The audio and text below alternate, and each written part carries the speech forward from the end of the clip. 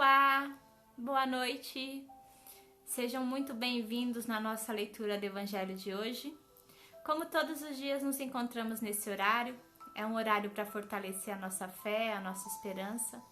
É um horário que a gente separa do nosso dia para cuidar um pouquinho da gente, cuidar um pouquinho das pessoas que nós amamos, cuidar um pouquinho desse planeta que nos acolhe com tanto carinho. Então vamos começar? Agradecemos a Deus a oportunidade de estar aqui hoje. Pedimos a Ele que nos envolva com muita luz, muita paz, para que possamos fazer a nossa leitura do Evangelho. Que assim seja, graças a Deus. O tema de hoje é o capítulo 18. A quem muito foi dado, muito será pedido. Porque aquele servo que soube a vontade do seu Senhor e não se apercebeu e não obrou conforme a sua vontade, dar-se-lhe-ão muitos açoites. Mas aquele que não a soube e fez coisas dignas de castigo, levará poucos açoites. Porque a todo aquele a quem muito foi dado, muito será pedido. E ao que muito confiaram, mais conta lhe tomarão. E Jesus lhe disse: Eu vim a este mundo para exercitar um juízo, a fim de que os que não veem, vejam, e os que veem se tornem cegos. E ouviram alguns dos fariseus que estavam com ele, e lhe disseram: Logo também nós somos cegos? Respondeu-lhe Jesus: Se vós fosseis cegos, não teríeis culpa, mas como agora mesmo dizeis, nós vemos, fica subsistindo o vosso pecado. Essas máximas encontram, sobretudo, a sua aplicação no ensinamento dos Espíritos. A quem quer que conheça os preceitos do Cristo é seguramente culpado, se não os praticar. Mas, além de não ser suficientemente difundido o Evangelho que os contém, senão entre as seitas cristãs, mesmo entre estas, quantas pessoas existem que não o leem? E entre as que leem, quantas não compreendem?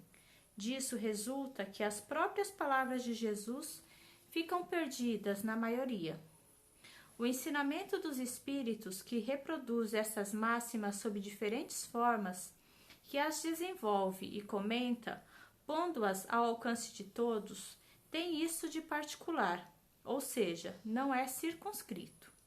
Assim, todos letrados ou não, crentes ou descrentes, cristãos ou não cristãos, podem recebê-los, pois os espíritos que se comunicam por toda parte. Nenhum dos que recebam diretamente ou por intermédio de outros podem pretextar ignorância ou podem desculpar-se com a sua falta de instrução ou com a obscuridade do sentido alegórico. Aquele, pois, que não o põe em prática para se melhorar, que o admira apenas como interesse e curioso, sem que seu coração seja tocado, que não se faz menos fútil, menos orgulhoso, menos egoísta, nem menos apegado aos bens materiais, nem melhor para o seu próximo, é tanto mais culpado quanto teve maior facilidade para conhecer a verdade.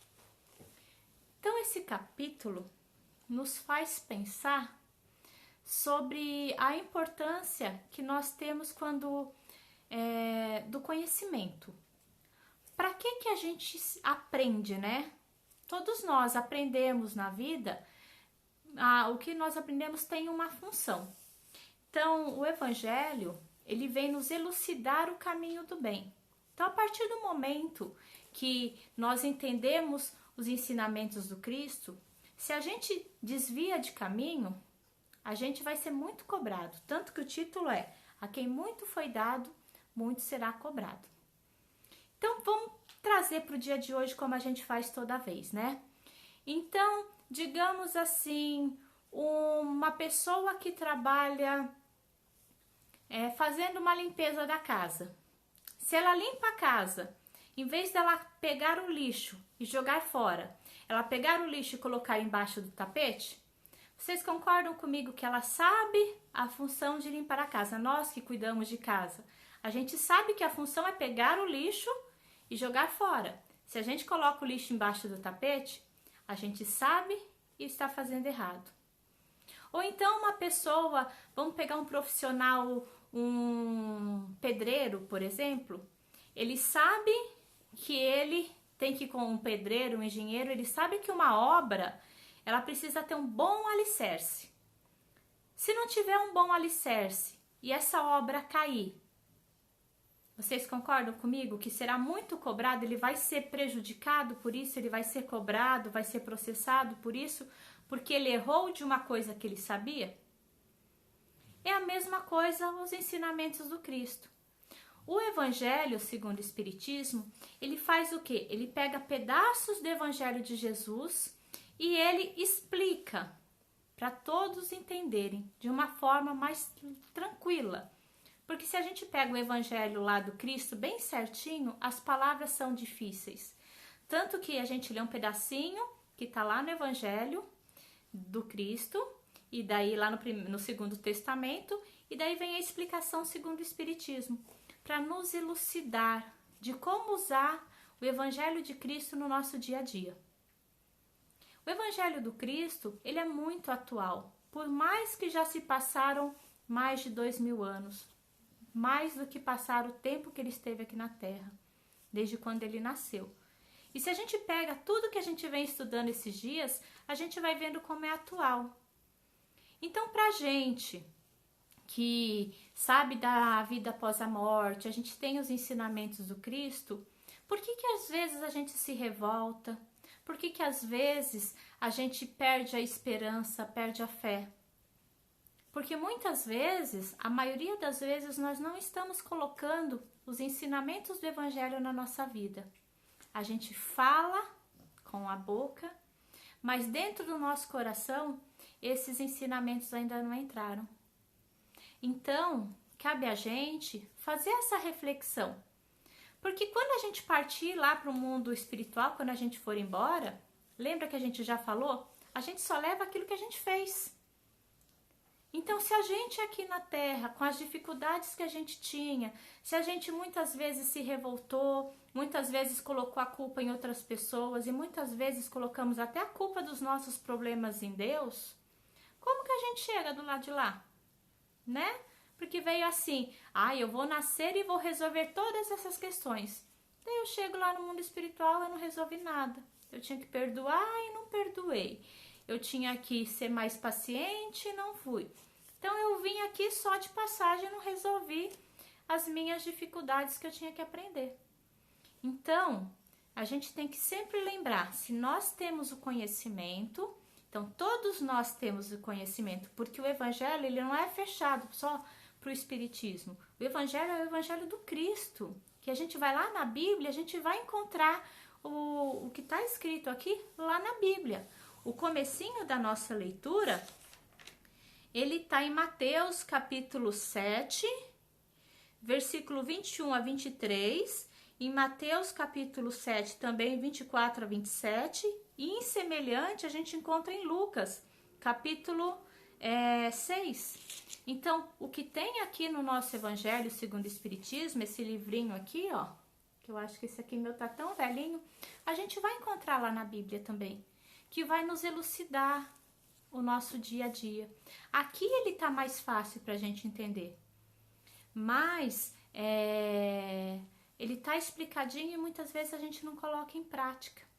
Então, o que falta pra gente aqui nessa vida é só seguir os ensinamentos do Evangelho.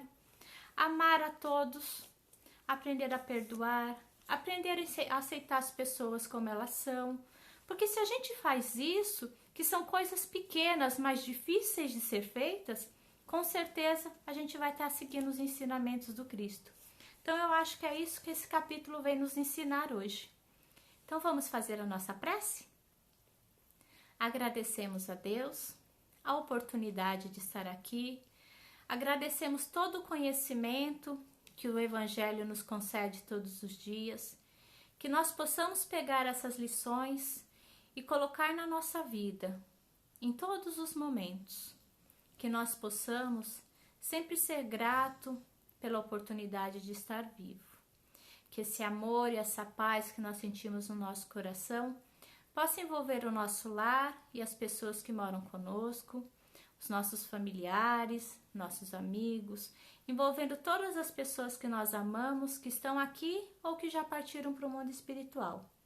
Pedimos a Deus que olhai com amor também por todos aqueles que nós temos alguma dificuldade, que eles possam nos aceitar e nos perdoar e que nós possamos perdoá-los e aceitá-los.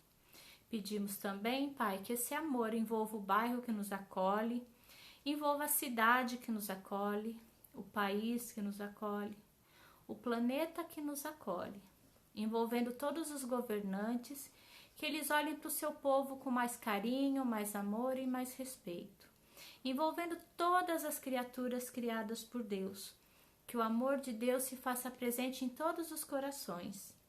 Pedimos, Pai, que essas energias de amor envolvam todos aqueles que têm dores físicas, emocionais e espirituais, que cada um possa receber nesse momento paz, amor, tranquilidade e equilíbrio. Pedimos por todos aqueles que muitas vezes não têm um local onde dormir, muitas vezes passam fome, passam sede, passam frio, que eles possam encontrar mãos amigas para auxiliá-los. Pedimos, Pai, que esse amor envolva também todos os moradores dos asilos, dos orfanatos, que eles sempre tenham mãos amigas para guiá-los na vida. Pedimos que esse amor envolva todos os doentes que estão nos hospitais, nos prontos-socorros e às vezes nas suas próprias casas, que eles possam ser envolvidos de uma luz de paz, de tranquilidade, que tenham fé e esperança no futuro e que seus familiares continuem acreditando em dias melhores, continuem fortalecendo a sua fé e a sua esperança.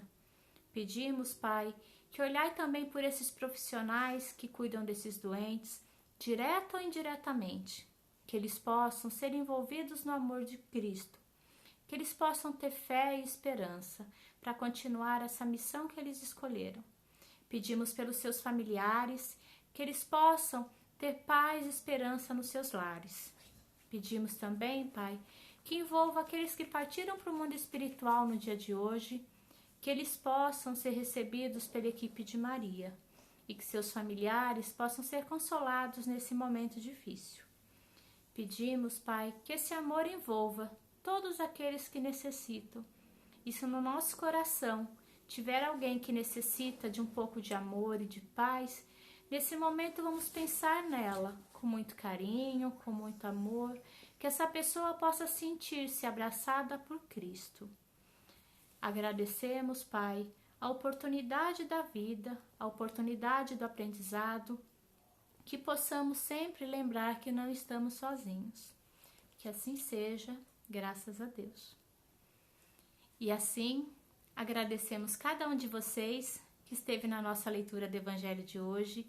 Pedimos a Deus que abençoe a família de vocês e cada um de vocês com muita luz, muita paz, muita harmonia. E amanhã estaremos juntos novamente na nossa leitura de Evangelho. Fiquem com Deus.